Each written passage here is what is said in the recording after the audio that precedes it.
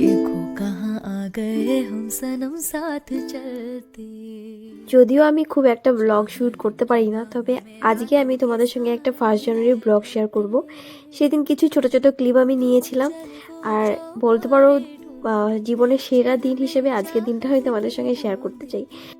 ওই যে কথায় আছে না, বছরের প্রথম দিনটা ভালো গেলে পুরো বছরটা ভালো যাবে। কতটা সত্যি এই কথাটা সেটা আমি জানি না, তবে চেষ্টা ছিল আমার বছরের প্রথম দিনটা যেন আমার ভালো যায়।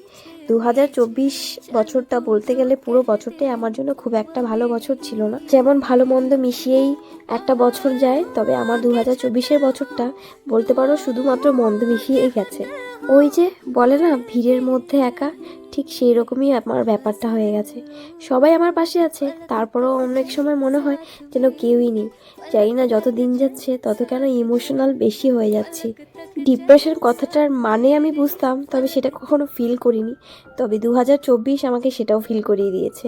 ডিপ্রেশন কি হয়, কতটা হতে পারে, ঠিক ততটাই গভীর থেকে আমি বুঝেছি যে ডিপ্রেশন কি জিনিস। তবে সবসময় এইরকমভাবে আমার মন ভালো করে দেওয়ার জন্য আমার হাজব্যান্ড, আমার মেয়ে পাশেই ছিল। আমাদের কোনো স্পেশাল ডে সেলিব্রেট করা মানে পাহাড়ের উদ্দেশ্যে বেরিয়ে যাওয়া।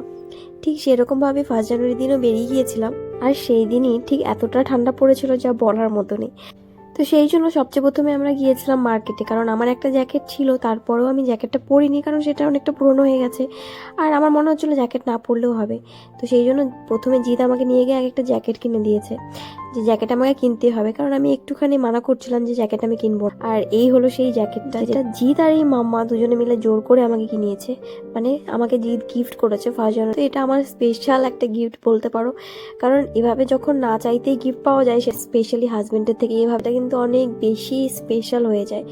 আর এরপরে আমরা চলে গিয়েছিলাম পাহাড়ে, আর এই একটা লোকেশনে আমরা একটা খুব ভালো রেস্টুরেন্ট পাই, এখানেই খাওয়া দাওয়া করি, তারপরে রওনা দিই বাড়ির উদ্দেশ্যে। তাই তো বাড়ি যাবো, তো চুলগুলো অনেক উড়ে উড়ে ডিস্টার্ব করবে, সেই জন্য চুলগুলো আমাকে জ্যাকেটের ভিতরে ঢুকিয়ে দিচ্ছিল। এরপর আমি তোমাদের সঙ্গে একটা স্পেশাল মোমেন্ট, আমার ব্লগারতে আমি খুব খুশি হয়েছি, মানে আমি ভাবিনি এরকম ফেস টু ফেস দেখা হবে।